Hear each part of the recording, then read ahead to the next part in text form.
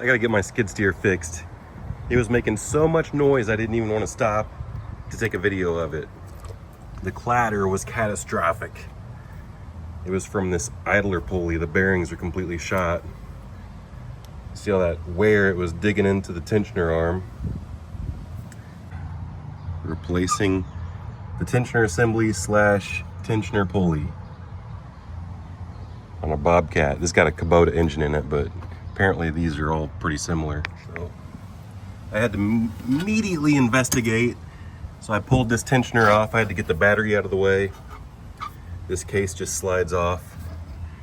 And this is the new tensioner wheel. There's a little bit of pre-tension on that spring, so it's going to be tricky putting it in there.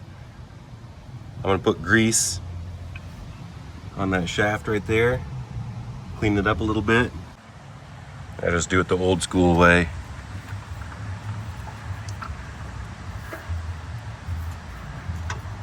Whatever's left over, I'll put it in the hole.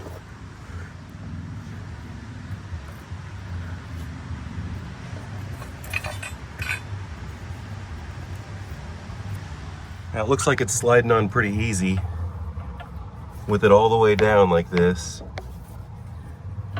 The spring is almost over that little peg. I can, yep, push it underneath there. Now I need to get a pry bar or something, or a hammer and tap it all the way. You don't want to pull the threads if it's not close enough. I just had this jack handle handy and put it right in the hole there, and I palm hammered it on the end, and that pushed it in. I'll do it the rest of the way and get the bolt in it. Now we got this piece, just kind of straddles those two hooks on the end over that tensioner arm, so it has to go like that, and then that bolt straddles in between those hydraulic lines. Start that by hand. Now we got a spacer and a bolt that goes through here.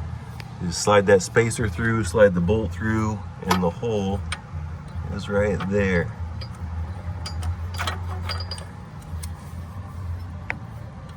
Right there. So now I just pulled down on that tensioner. These bolts are snug, but not all the way tight. It's holding it. And I put my arm all the way up in here while I was holding down on the tensioner and slid the belt on. I slid the belt on the front pulley.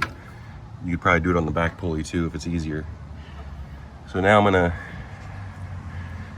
relieve the pressure on that bolt, let the tensioner slide back down. I think it's the middle bolt right now. It's the one holding it. I'm surprised it hasn't spring loaded back yet. There we go.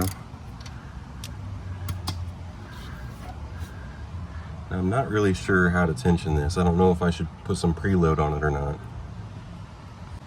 I'm too lazy to look up instructions. What I did was I forced it all the way down like a type of preload, and then I let the spring take over, and see there's a space in between these notches, and I just evened it out. So now it's evened out with spring pressure fully loaded on it because I forced it on there first. And now I'm going to tighten down both of those bolts and hold it there. And I think that's going to do the trick. Belt feels good. Just slide the cover back in, top and bottom dowel pins, and then one bolt to screw it in. And I'm going to toss the battery in.